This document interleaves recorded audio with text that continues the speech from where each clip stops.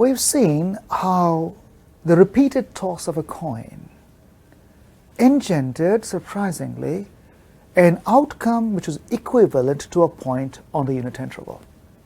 And from this, we can think of a conceptual Gedanken experiment which gives rise to a continuum of values. And so these engender chance experiments in continuous spaces. We can think of these experiments as limiting sequences of discrete experiments, but as always, it is going to be mathematically and conceptually more convenient to deal directly with the continuum rather than with the tedious process of approximation as a limit. So, what are these continuous spaces? To begin, a chance experiment whose idealized outcome takes a real value is said to take values in a continuous space. The outcomes of such experiments are called random variables, and they are usually denoted by uppercase letters at the end of the alphabet, R, S, T, and so forth. And of course, X is a generic representation for an idealized sample point in such an experiment. If one considers a composite experiment, where now one has a sequence of trials, the outcome of the first trial is X1, that of the second trial is X2, and the last trial is Xn, what we have is an ordered sequence of random variables, and this engenders a random vector as a sample point in an n-dimensional space. So far, so good. So now we have an idea of what the sample spaces are. What are the basic events? Well, events naturally are subsets of the sample space. What kinds of subsets are natural? Well, surely in one dimension, an interval is a natural object to look at. In 2 dimensions, a rectangle perhaps. In 3 or more dimensions, parallelepipeds. Individual points now lose their significance as mass carriers. There are just too many of them in the continuum. So the idea of masses now segues from points onto intervals, rectangles, parallelepipeds, and so on.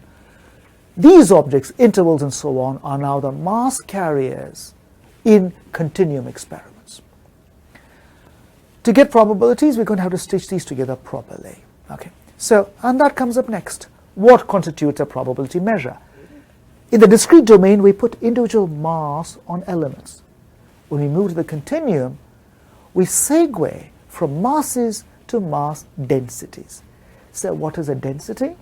It is a function which has to satisfy 2 axiomatic principles. One of positivity, the function has to be non-negative everywhere.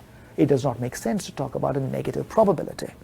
And 2, it is properly normalized, so that the entire space has got probability 1, and we do this by saying that the integral of the density has to be unit.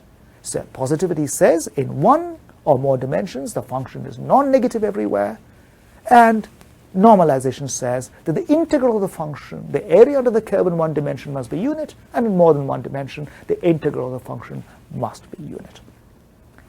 How does one compute a probability for a generic region? Well, a generic region is some integrable region in our space. Call it A. That is my event of interest. To compute the probability of A, we simply accumulate the density over the region in the limit, and of course that gives us an integral. So in 1 dimension, we have a 1-dimensional integral over the region of the density function, and that gives you the probability, the chance outcome, the random variable takes a value in that region. And of course, in more than 1 dimension, we have an n-dimensional integral. Let us take stock. We have now come to a rather rich understanding of probability spaces, at least in simple settings, and how to construct them. Right? In the discrete end, we simply put together a mass function, which attached masses in accordance with the axiomatic principles of positivity and normalization. But when we move to the continuum, the mass functions give way naturally to a mass density in terms of mass per unit length, mass per unit area, mass per unit volume. And all the principles carry through. The sum segues naturally into a stylized limiting sum or an integral, and everything goes through. Now, with this under our belt, we've got a fairly rich understanding of basic elementary probability spaces. Where do we go from here? Well, there's still some more foundational work to be done. So our next step in the process is going to be really an understanding of how side information in a chance experiment affects underlying probabilities. This is the province of what we are going to call conditional probabilities. But before we launch into that, there is a tempting avenue, a byway, which I find impossible to ignore. And so we're going to do a small digression in one lecture in Tableau 7. Given that we understand now what a model for a formal probability space is, how does that actually reflect itself in reality? And we'll start with a very, very simple and beguiling question. The toss of a coin is a very natural, chance-driven experiment.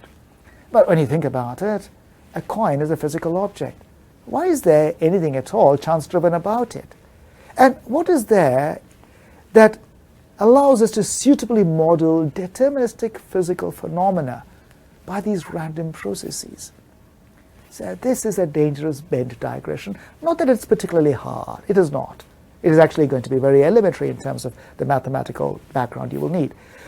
But it is in fact a digression from our main theme, in that we want to talk a little bit about the impact of chance on life. And so with this digression, we will come back to conditional probability following it.